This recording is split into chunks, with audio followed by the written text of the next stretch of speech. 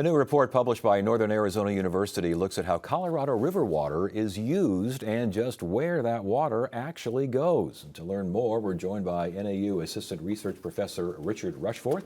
He kind of helped author this study. Thanks for joining us. We appreciate it. Yeah, happy to be here. So this goes back to what? This goes back like 20 some odd years, right? You're looking at where this water has gone and where it's going. Correct. The study, a large study with multiple universities, we went back to 2000 to look at where water has been delivered from the Colorado River water, how it's being used, and ultimately to do a comprehensive accounting of where the Colorado River goes once it leaves the river.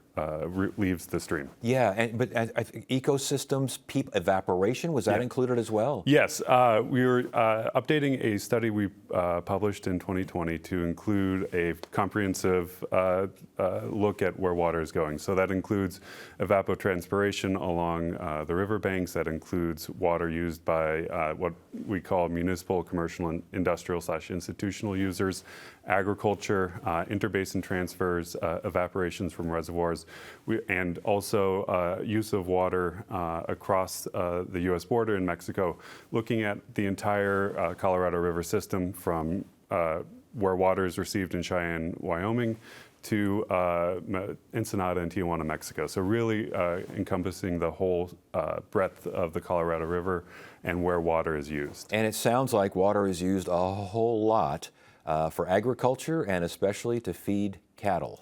Correct. So across the Colorado River Basin, we found around 54% of water is used for agriculture. The majority of that water used in agriculture is for cattle feed crops, for example, alfalfa. And it really depends on where you are in the basin, how much water is going to agriculture. So in the upper basin, you may have more water going to cattle feed crops than you do in the lower basin. In Arizona or the Gila River Basin, we found about 54% of agricultural water was going to alfalfa and about 25% to cotton. So it really depends on where you are in the basin about how that water is used in agriculture. Did I read this correctly? In the upper basin, hay and alfalfa used to feed cattle consume 90%? Yes, that's what we found. And the way that we conducted this analysis, we had a modeling team at the Virginia Tech University looking at a combination of data sets from satellite data, looking at evapotranspiration, and then bringing in satellite observations of what crops are being grown on the ground to provide a comprehensive look of how much water is being used in agriculture and what crops are consuming that water. Did any of this surprise you? Any of the results surprise you? That's a good question. So we knew already from previous studies that a lot of water in the Colorado River Basin is used for agriculture and primarily cattle feed crops. But I think two surprises that come out is the large amount of water that's used for in what are called interbasin transfers. So that's water that is going into the Colorado River Basin and then transferred out of the basin. So think of water going into the Front Range of Colorado or Los Angeles, Salt Lake City, for example. Also, evaporation was a large component, reservoir evaporation and evapotranspiration from the river, natural environment.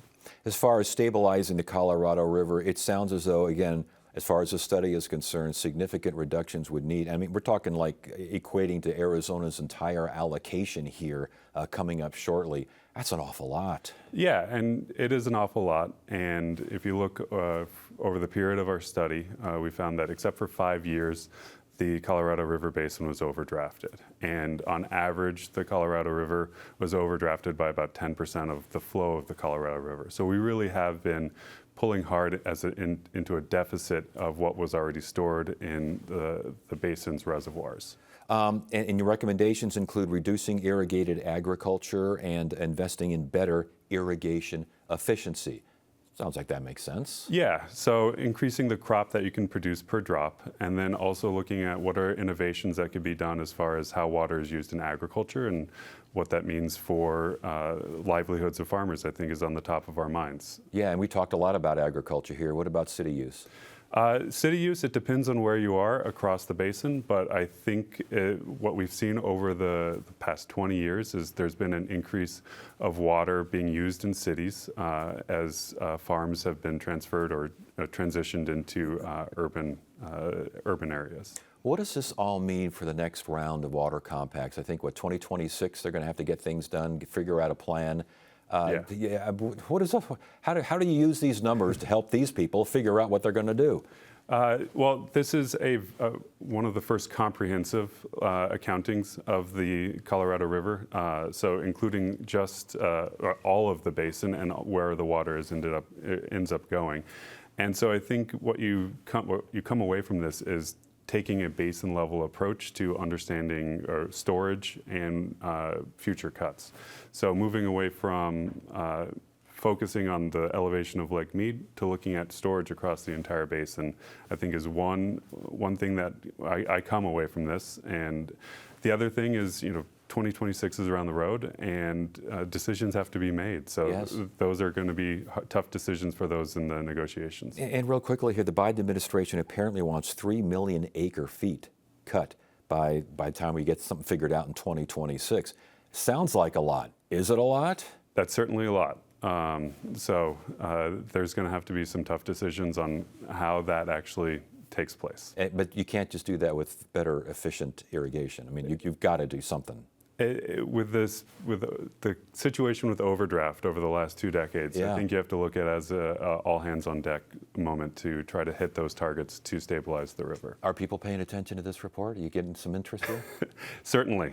Certainly, this is, the statistics on the exposure for this paper have much more than any of my papers combined. Well, there you go. You know you're hitting something there when that happens. Richard Rushforth again from NAU.